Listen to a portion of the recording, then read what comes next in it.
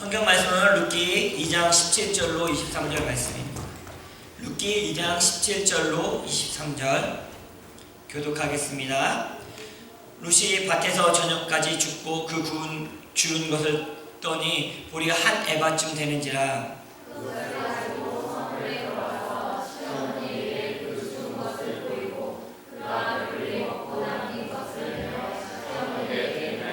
시어머니가 그에게 이르되 오늘 어디서 주었느냐 어디서 일을 하였느냐 너를 돌본 자에게 복이 있기를 원하노라 하니 룻이 누구에게서 일했는지 시어머니에게 알게 하여 이르되 오늘 일하게 한 사람의 이름은 보아스니이다 하는지라.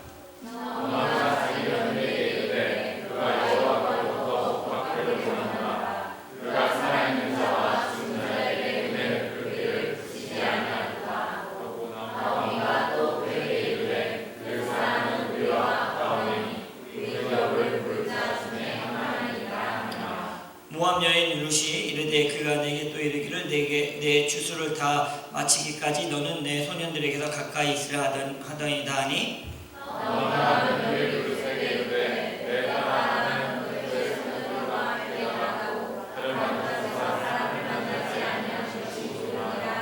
같이 있습니다. 이에 룻이 보아스 소년들에게 가까이 있어서 보리 주수와 밀 주수를 마치기까지 이삭을 주며 그의 시어머니와 함께 거주하니라. 아멘. 기도하겠습니다. 하나님, 이 시간 하나님의 말씀을 듣습니다. 우리의 마음을 열어주시고 영의 길을 열어주셔서 하나님의 말씀이 들려지고 깨달아지게 허락하여 주시옵소서.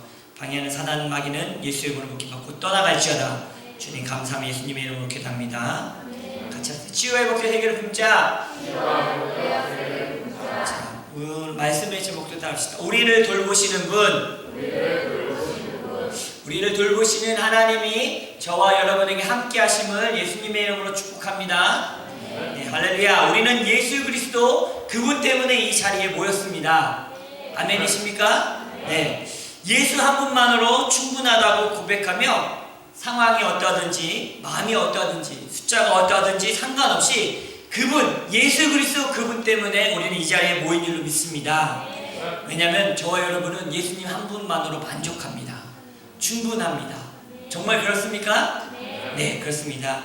제가 지지난 주간 LA에서 열린 세계 한인 선교사 대회를 다녀왔습니다.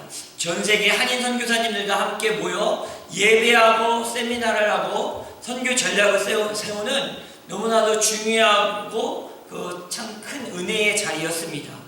500명의 전 세계에서 모인 한인 선교사님들과 또 이제 약 1,500명의 이제 평신도들과 또 목사님들과 같이 예배를 드렸는데 그 500명의 선교사님들과 한 자리에서 예배하고 찬양하는 것만으로도 그냥 감격스럽고 은혜로웠습니다. 근데 자꾸 눈물이 났어요.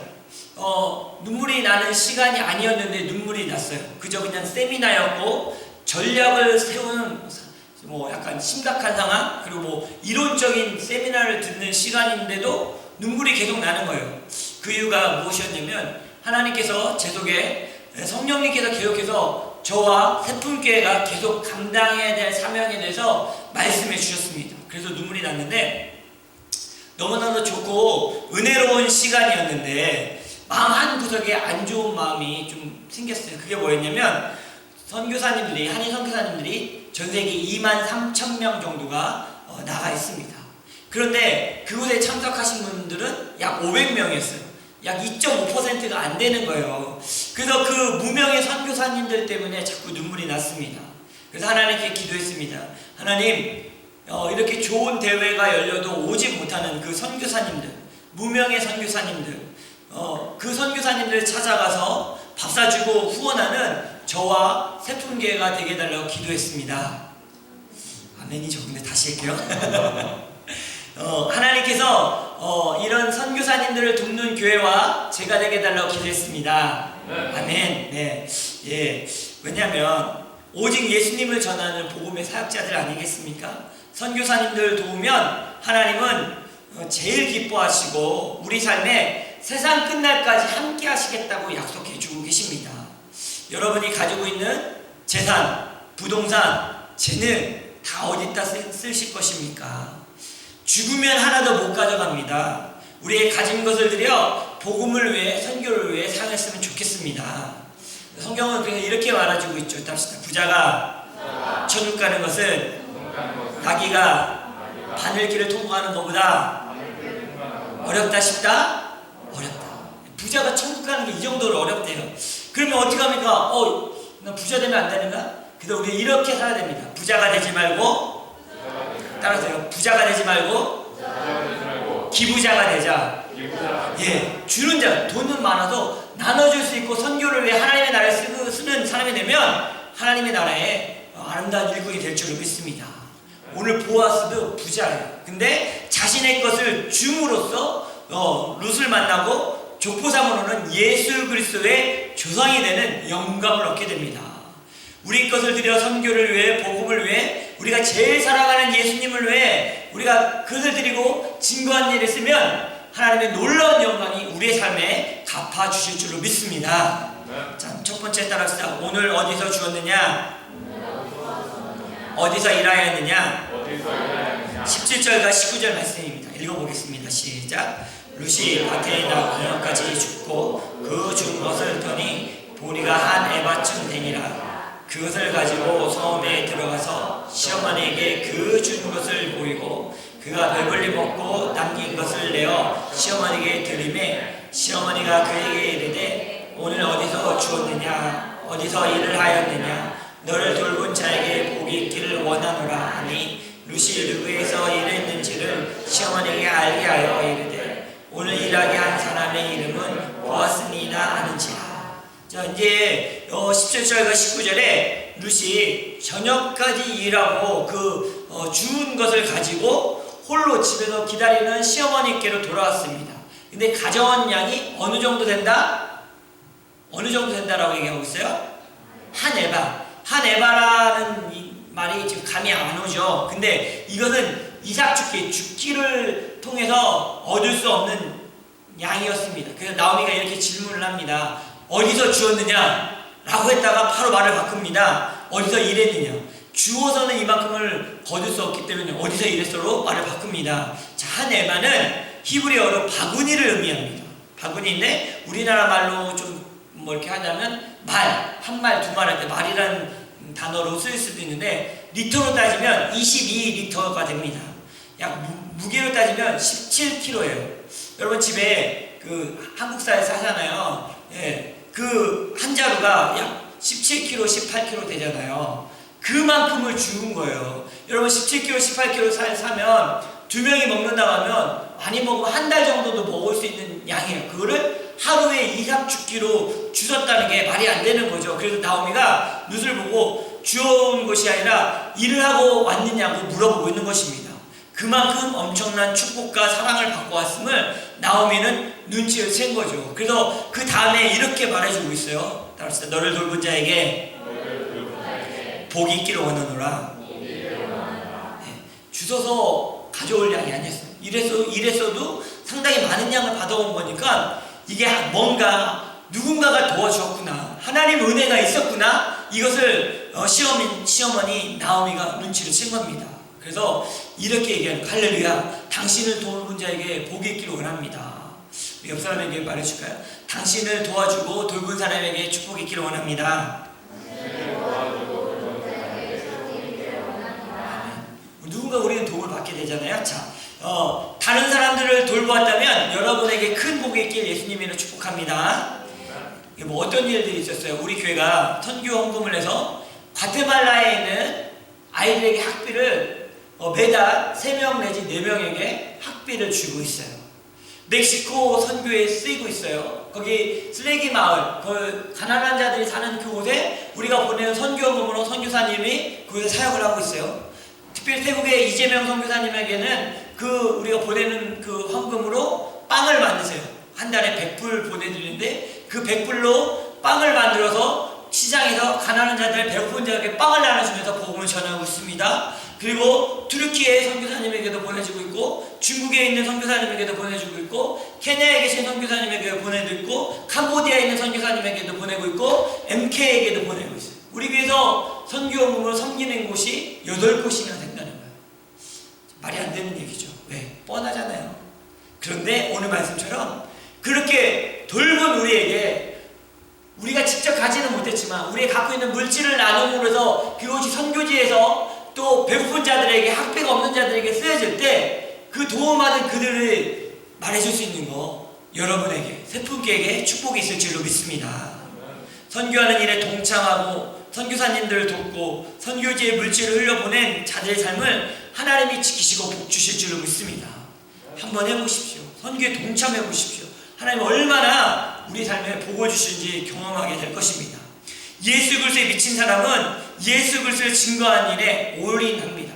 따라합시다. 예수님에게 미친 사람은 예수님을 증거하는 일에 올인합니다.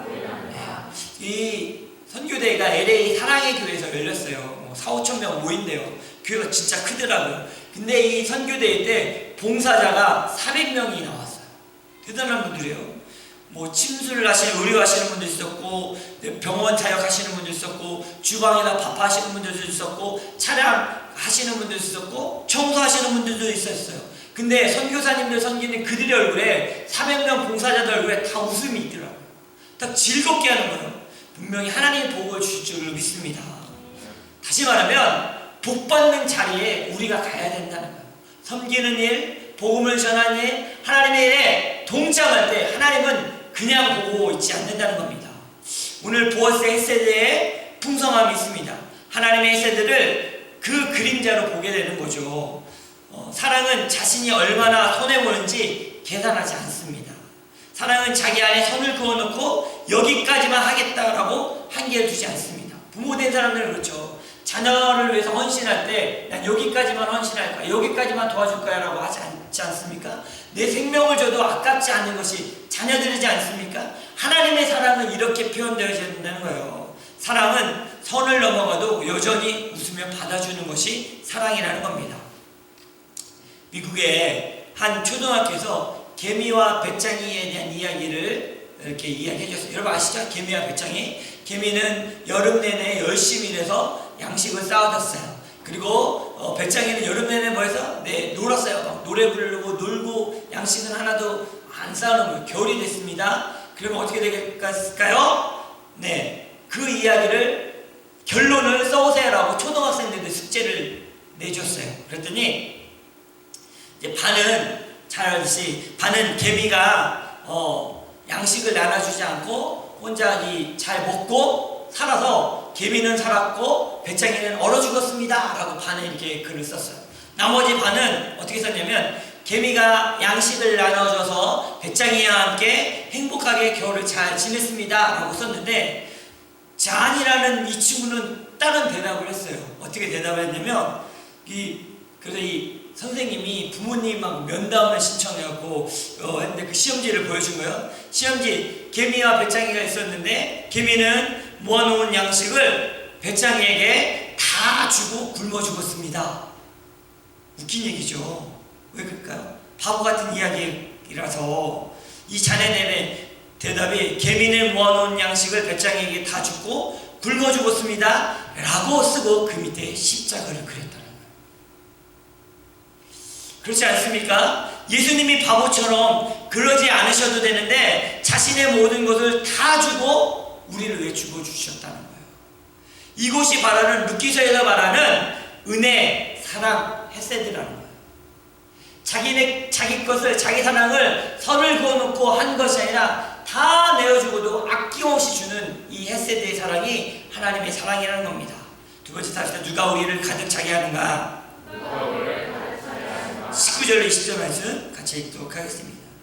시작. 시어머니가 그에게 이르되 오늘 어디서 주었느냐 어디서 일을 하였느냐 너를 돌본 자에게 복이 있기를 원하노라 하니 룻이 누구에게 이르는지 하나님에게 알게 하여 이르되 오늘 일하게 한 사람의 이름은 보아스니이다 하는지라. 나오미가 자기 며느리에게 이르되 그가 여호와께로부터 복받기를 원하노라. 그가 살아있는 자와 죽은 자에게 은혜 베푸기를 그치지 아니하도다. 나오미가 그에게 이르되 그 사람은 우리와 가까우니 우리 기업 물을 자 중에 하나이나 하니라. 나오미가 이렇게 질문했죠. 어디서 주었느냐? 그러다 갑자기 바꿨어요. 어디서 일했느냐? 이 이야기는 스스로 질문하면서 깨달은 겁니다. 돌본 자를 축복하고 있죠. 너를 돌본 자에게 복이 있기를 원하노라. 이 풍성한 곡식은 주어서 얻은 것이 아니라, 이래서 얻은 것이 아니라 누가 돌보아 준 것이다 라는 결과를 이야기하고 있는 겁니다. 이 말에 룻은 이렇게 대답합니다. 오늘 일하게 한 사람은 보아스입니다. 네, 보아스와 만남이 이렇게 축복을 가져왔다라고 고백하고 있는 겁니다. 우리도 한번 고백할까요? 옆 사람에게 당신을 만나는 것이 내게 큰 축복입니다. 네, 바로 룻이 보아스입니다라고 고백하는 건 내가 보아스를 만나서 이런 축복을 받았습니다라고 고백을 하는 거예요. 좋은 스승과의 만남, 좋은 교회와의 만남, 좋은 목사님과 멘토와의 만남, 좋은 성도와의 만남이 우리에게 있어야 될 줄로 믿습니다. 나오미와 룻은 텅 빈 마음과 그런 삶으로 나왔지만 보아스를 만남으로 그 문제가 해결이 됐습니다. 여러분, 성경 전체에 보아스라는 단어가 28번 나옵니다. 근데 열왕기상에 한 번 나오고 역대하에 한 번 나온 다음에 그 다음부터는 다 룻기서에만 기록되어 있는 거예요. 다시 말해서 성경에 기록된 이름의 대부분은 이 룻기서인데 보아스 이름 딱 한 명 나온다는 거예요. 보아스의 이름의 뜻은 뭐냐면 그에게 능력이 있다. 정말 좋은 뜻 아닙니까? 그런데 안 쓰는 이유가 뭘까요? 우리도 좋은 이름이면 많이 쓰잖아요. 유행하는 이름들 있잖아요. 예, 그래서 이제 잘 쓰는 이름들이 있는데 보아스의 이름을 안 쓰는 이유가 둘 중에 하나입니다. 하나는 비참하거나 불길한 이름일 때 잘 안 쓰잖아요. 누가 유다라는 이름 잘 안 쓰잖아요. 가룟 유다 생각나서. 예, 뭐 영어 이름 할 때 나는 유다입니다, 가룟 유다입니다 하는 사람 있어요? 만나지 못하죠. 비참하기 때문에, 불길하기 때문에. 반대로 신적인 이름일 때는 쓰지 않습니다. 하나님의 이름. 옛날에 예수라는 이름이 조슈아, 여호수아의 이름도 예수라는 이름이었는데 이것이 여호와는 구원이시다 라는 이름이었어요. 그래서 그 전에는 자주 사용됐어요. 유대인들에게 예수라는 이름이 되게 많았어요. 근데 예수님 이후로부터는 이 이름을 쓰지 않습니다. 왜? 유대인들에게는 수치스러운 이단의 이름입니다. 그리스도인들에게는 존귀하신 예수님의 이름이니까 쓰지 않습니다. 근데 왜 열왕기상하고 역대하 두 번 보아스 이름이 쓰였는데, 우리 역대하 3장 17절 한번 볼까요? 읽어봅시다. 시작. 없나요? 그 뒤에 없을까요? 한 번만 더 넘겨주세요. 없으면 제가 읽어드릴게요. 있습니다. 읽읍시다. 시작. 그 두 기둥을 성전 앞에 세웠으니 왼쪽에는 하나요, 오른쪽에 하나라. 오른쪽 것은 야긴이라 부르고 왼쪽의 것은 보아스라 불렀더라. 역대하 3장 17절에 나오는 보아스의 이름인데, 이것은 뭐냐면 보아스의 이름을 성전 기둥의 이름으로 쓰인 거예요. 이 솔로몬 성전이에요. 솔로몬 성전을 이렇게 세우고서 한 이름은 뭐라고 하냐면 야긴이라고 하고 한 이름은 보아스라고 한 거예요. 그만큼 신약의 이 교회의 아주 중요한 이름으로 사용한 거죠. 신약에 와서는 교회 앞에서 교회 능력으로 지키시는 분은 누구이십니까? 음부의 권세로부터 교회를 지키시겠다고 했던 이름은 뭐예요? 예수 그리스도 아닙니까? 다시 말하면 보아스는, 여러분 이 성경을 볼 때 구약과 신약을 보잖아요. 구약은 신약의 그림자라고 표현되어져 있어요. 그러니까 구약은 오실 예수님에 대한 표시, 예표를 보여주고 있는데, 바로 이것이 교회를 지키시는 예수님의 그 모습의 그림자로 보아스를 사용되고 있다는 거예요. 그래서 보아스를 통해서 예수 그리스도 그 자손에 예수님이 오시지 않습니까? 다시 말하면 보아스는 구약의 교회를 지키는 예수 그리스도의 다른 이름으로 나타나고 있다는 겁니다. 나오미와 룻의 텅 빈 마음과 삶을 채우는 보아스는 지금의 우리 마음과 우리의 삶과 우리 영을 채우시는 예수 그리스도를 가리키고 있다는 거예요. 우리의 삶을 채우시고 이끄시는 분은 오직 예수님이십니다. 믿습니까? 예, 다른 것이 우리 삶을 채울 수 있는 게 아니에요. 돈이 있으면 좋아요. 좀 편해요. 그리고 재능이 있으면 더 인기도 얻고 할 수도 있어요. 그러나 이 공허한 영원한 마음, 구원의 문제는 오직 예수님만이 해결할 수 있다는 겁니다. 우리의 삶의 문제도 해결하실 분은 오직 예수님 뿐이십니다. 아멘. 예수님이 여러분 중요한 분이십니까? 여러분에게 소중한 분이십니까? 아멘. 예, 여러분 나이가 들면 하는 이야기가 대부분 주제가 뭔지 아세요? 건강 이야기합니다. 건강. 목사님들도 이제 저희도 이제 30대 때 이제 목사님들 이제 모임 가면 30대 초창기 때는 중반 때는 옆에 막 50대 넘으신 목사님들은 맨날 건강 얘기, 양 얘기 뭐 이런 얘기만 하시는 거예요. 그래서 맨날 저분들 모이면 그 얘기 하는데 제가 이제 50대 되니까 모이면 건강 얘기만 하더라고요. 어느 날 목사님들이 모여서 건강 이야기를 합니다. 건강을 걱정하면서 좋은 약이 무엇이고 뭐 어떤 음식을 먹어야 되고 뭐 운동은 어떻게 해야 되고 막 그러니까 한 목사님이 다른 목사님에게 이렇게 얘기합니다. 건강이 최고야. 건강 잘 지켜. 이렇게 얘기했어요. 그랬더니 주위에서 놀고 있던 주일 학생이 그 얘기를 듣고서 이야기합니다. 아닌데? 예수가 최고인데? 여러분 예수 그리스도가 최고입니다. 네. 그분만이 우리의 텅 빈 마음을 채울 수가 있습니다. 우리의 꿈과 소망을 채우실 수 있는 분은 예수 그리스도이십니다. 우리의 유일한 소망은 예수님이십니다. 네. 여러분 정말 그렇습니까? 우리는 오직 예수님의 이름으로만 구원을 받을 수 있습니다. 그리고 우리가 우리의 인생을 드려야 될 곳이 어딘지 바로 예수님밖에 없다는 거예요. 사도행전 4장 12절을 우리 크게 한번 고백합시다.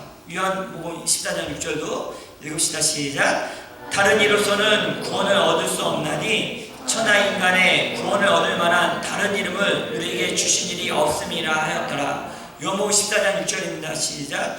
예수께서 이르시되 내가 곧 길이요 진리요 생명이니 나로 말미암지 않고는 아버지께로 올 자가 없느니라.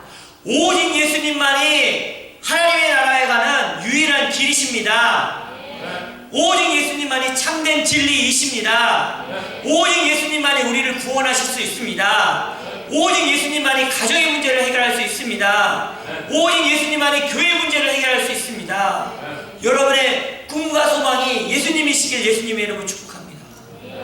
우리 예수님께 드리는, 예수님을 위해 살아가는 그 인생이 돼야 돼요. 모든 인간은 죽어요. 근데 하늘나라에 가지고 있는 게 아무것도 없어요. 예수님에 대한 사랑, 예수님의 사랑을 위해서 복음을 전할 때 그 일들, 그 착한 일들, 하나님 앞에 행했던 그 일들만 기록이 되는 거지, 나를 위해 살고 내가 먹고 사는 걸 사는 거 하나도 기록되지 않는다는 거예요. 가져갈 수 없다는 겁니다. 주님을 위해 살아가시길 바랍니다. 복음을 위해 살아가시길 바랍니다. 예수님이 생명의 떡이라고 말하고 있지 않습니까? 예수님이 생명의 빵이라고 말해주고 있지 않습니까? 베들레헴 떡집에 떡이 없어서 떠났던 나오미, 그 돌아왔던 룻을 통해서 생명의 빵이신 예수님이 채워지니까 그로 말미암아 예수님이 그 가정에서 태어나는 놀라운 역사가 일어났습니다. 그래서 예수님 안에 있으면 가난해도 상관이 없습니다. 무명해도 상관없습니다. 약해도 상관없습니다. 병들어도 상관이 없습니다. 예수님이 계시기 때문입니다. 그분이 전부이시고 그분이 유일한 구원자이시기 때문입니다. 우리가 같이 있다가 부를 찬양인데 충만이라는 찬양이 있습니다. 가사를 띄워주면 제가 한번 가사를 읽어드려, 우리 같이 같이 한번 읽어볼까요? 시작. 무명이어도 공허하지 않는 것은 예수 안에 난 만족함이라. 가난하여도 부족하지 않은 것은 예수 안에 오직 나는 부유함이라. 고난 중에도 견딜 수 있는 것은 주의 계획 믿기 때문이라. 실패하여도 일어설 수 있는 것은 예수 안에 오직 나는 승리함이라. 난 예수로 충만하네. 난 예수로 충만하네. 난 예수로 충만하네. 영원한 왕 내 안에 살아계시네. 내 몸이 약해도 낙심하지 않는 것은 예수 안에 난 완전함이라. 화려한 세상 부럽지 않은 것은 난 예수로 충만함이라. 난 예수로 충만하네. 세상 모든 것들도 부럽지 않네. 난 예수로 충만하네. 영원한 왕 내 안에 살아계시네. 난 예수로 충만하네. 세상 모든 부파도 두렵지 않네. 난 예수로 충만하네. 영원한 왕 내 안에 살아계시네. 여러분 아멘이십니까? 우리가 조금 못났어도, 조금 부족해도, 조금 없어도, 힘들어도 예수님이 내 안에 살아계시니 그 예수님만으로 우리는 충만하고 예수님만으로 만족하는 그런 삶을 살아가야 되지 않겠습니까? 같이 이 찬양을 같이 부르고 같이 기도했으면 좋겠습니다.